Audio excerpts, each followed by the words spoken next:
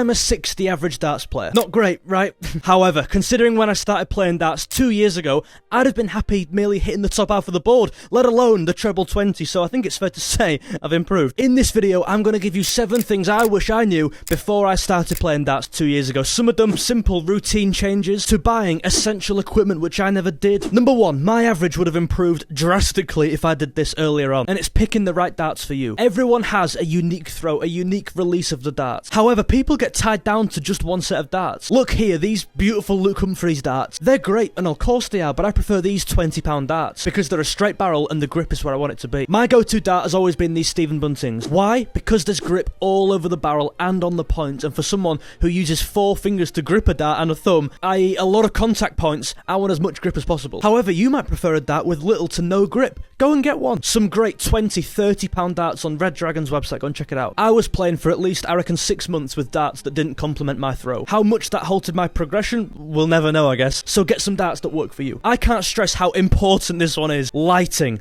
Buy a light. Now, I appreciate lights can be very expensive, as can darts, right? I've been round to my mate's house who hasn't got a light on his dartboard, and I'm thinking, are we taking this seriously here? I can't even see what treble 20 is. It helps so much. Here is some footage of me throwing 50 darts with no light compared to 50 darts with my usual light. I think my average was like 10 difference or something. Your field of view isn't restricted. You're grouping so much better. I'm even going to link the one I have in the description. Go and buy that one if need be. Obviously, if that isn't available to you, cheaper alternatives, a bike light would work. A reading light would also work as well. Let me know how you get on without your light and with a light. The next tip, number 3, is keeping a routine. And this doesn't mean you need to be an aspiring pro. I play darts for fun. I'm a casual darts player. Like now, I might have a chuck for 20 minutes, half an hour a day. Some days, maybe on weekends, I'll have an hour chuck. But it's still important to keep a routine. Even if you're doing something casually, take it with an element of serious, right? Especially me, I'm playing on my own. If you're going for a knock on your own, maybe have 5 minutes scoring, maybe 5 minutes rotating your favourite doubles, 10s to 16s, 5 minutes of the game 1-2-1. We've spoken about this on the channel before. Just to get the arm loose, instead of just aimlessly going in with a 5-0-1. I promise, after a year, you'll feel the benefits. You'll also just feel yourself naturally falling into these routines. You'll feel your 1-2-1 scoring's improving. You'll feel your checkouts are improving. Your scoring's becoming more consistent, as opposed to just playing 5-0-1 against the bot. Even if you're going at a slow pace at a casual level like me, adding a 5 to 10 minute routine every day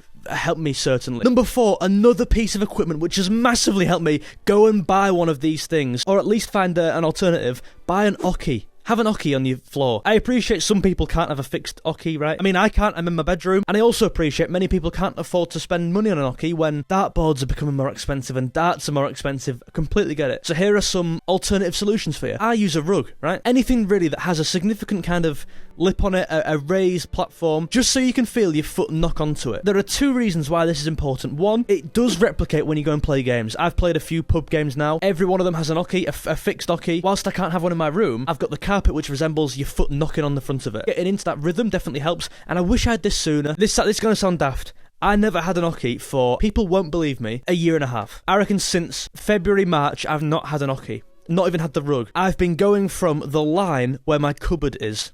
I'm sure some people can relate to this. Just, like, don't do that. I can't even tell you how much this has halted my progression. I've been going from different parts on my carpet. I've been throwing from different lengths this whole time, and I just thought, oh well, I'm around there. It sounds so stupid just to say that out loud, like I did that. Yeah, I did that. And I'm sure many people are doing that, just throwing because it seems right, or throwing because their cupboard stops at this length, so I've measured it, and that's definitely right. Get a carpet, put a shoe there so you can knock your foot on it, you know what I mean? And I'll link down below a Winmore Clear Zone, which is a fixed oche you can use in your room. You can roll it up, you can put it away. I'll link that in the description below. I'm trying to give you, alternatives you can use here. The next thing I wish I knew earlier when I started playing darts, and this is a massive one, probably the biggest one really, it's grouping, it's consistent throwing. Put it this way.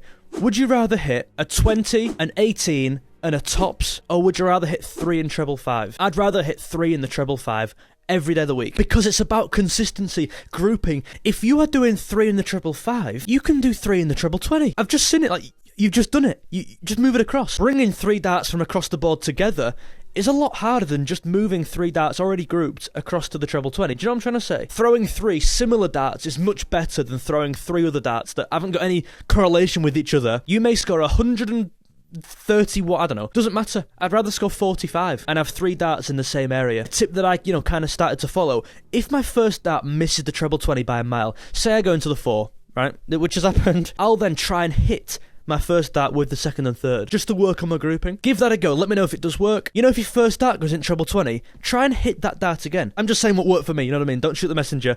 I had success with this, and I wish I knew it so much earlier on, instead of just aimlessly throwing. And also, do you know what a good tip is? If you're playing 501, and you've been harsh with yourself, don't include a stray treble 18. Count it as a single 18. Obviously, like you or me playing as a casual, you best believe I'm including that treble 18 in my score. But if you're taking it more serious, you shouldn't be benefiting from lucky flukes. Count it as a single 18 and see how you get on. Same with like a rogue double tops. Did you mean to do that? No, so just count it as a single. Number 6, I wish I knew this sooner. It makes me annoyed that I didn't know this sooner when I started playing. And I must stress, I'm speaking from the perspective of someone who averages 60. I'm not a semi-pro player. I don't average 80, I'm very aware. Even so, these things are all transposable. Like, I'm speaking to the 45 average players here who I was 2 years ago. This is the video I wish I had. Yeah, if you want to become an 80, 90 average player, don't listen to me, like, turn me off, you know what I mean? Just so we're clear. The 6th thing I wish I knew earlier, don't aim for the treble 20 all day. We've all been there. I mean, I was caught in a loop for ages at the start. Just, I need to hit 180, I need to hit one. You know, when it came like a year in, they just kept coming, you know what I mean? Don't worry about hitting a 180. So much time of mine got put into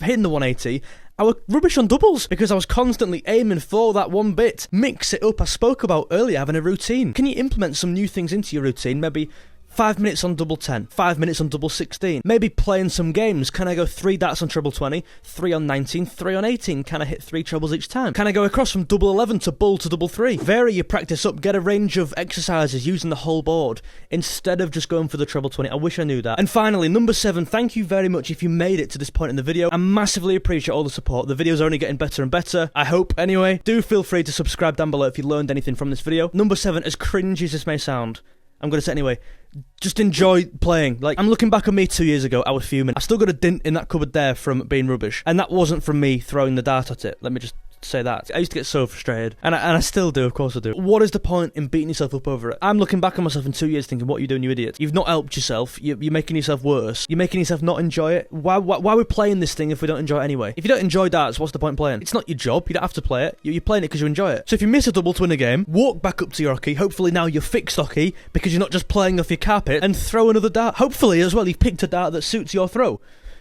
And just start another game, or alternatively start some routines. Play 1-2-1, you know, start your double 10 practice. Hopefully you're pulling all these things I'm saying, and this will get you up to that 60 average where I am now. And also, you're annoyed at missing that double 20. How annoying. But at least next time you'll be aware not to overshoot it, right? If you want to see a video from kind of a 70 to 80 average, I will do my best to put that together. I will research because I can't speak from a first hand. If you enjoyed this video, I'm going to put a video just here on me trying to be Luke Littler. I copied his darts, his stance, his throwing technique. Go and give that one a watch. Do subscribe. See you later. Now then, just a quick one. I forgot to film this when I was doing the vid. Please go and follow our Instagram. It's not actually me who runs the Instagram. It's, well, my girlfriend. It should love the fact you've gone over there. She's a massive darts fan. I think she's a bigger darts fan than me. Genuinely being serious. So go and show some support. DartDays_. There'll be a lot of stuff on there in the future, you know what I mean? We just literally launched it the other day. So stay tuned. DartDays_ on Instagram. Ta-da.